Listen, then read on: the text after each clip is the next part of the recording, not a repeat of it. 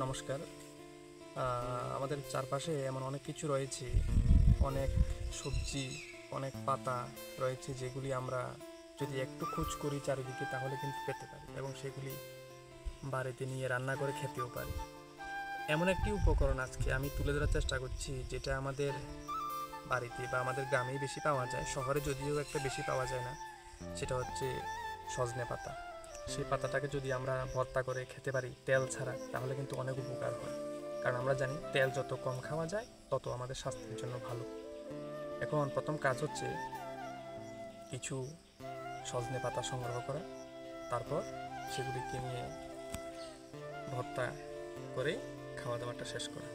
এখন প্রথম কাজ পাতা সংগ্রহ করা। চলুন কিছু পাতা নিয়ে আসি, খুঁজে কোথায় পাওয়া যায়। পুরনো বাড়িতে তো চলে এসেছি, কিন্তু এখনো কিন্তু সজনে পাতা খুঁজে পাইনি। খোঁজার কাজ চলছে, দেখি খুঁজে পাই কিনা, কারণ এগুলি সবখানে পাওয়া যায় না। যার খোঁজে এতক্ষণ প্রায় হয়রান হয়ে গেলাম, অবশেষে সেই জিনিসটিকে পাওয়া গেল। আর সেই জিনিসটা হলো অনেকগুলি পাতা আছে এখানে। এবার প্রথম কাজ হবে কিছু পাতা ছিঁড়ে নেওয়া।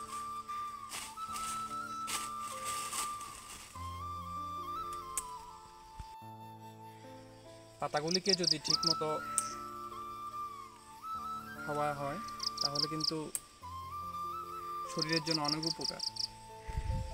এগুলি হচ্ছে আমাদের প্রাকৃতিক সবজি, যেটা প্রকৃতির মাঝেই আছে। দেখতে খুব সুন্দর লাগছে। সবগুলি ছিঁড়ব না, কিছু রেখে দিতে হবে যাতে গাছটা বেঁচে থাকে, পরের বার যাতে আবার খেতে পারি আমরা, কারণ একদিনে তো আর খাওয়া শেষ হবে না। আরেকবার যাতে খেতে পারি তার ব্যবস্থাও তো করতে হবে। গরম প্রচণ্ড পড়ছে, পাতা খুঁজতে খুঁজতে ক্লান্ত হয়ে গেছে।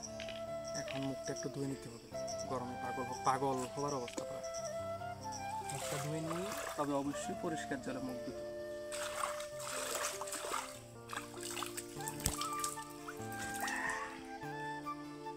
Mission complete.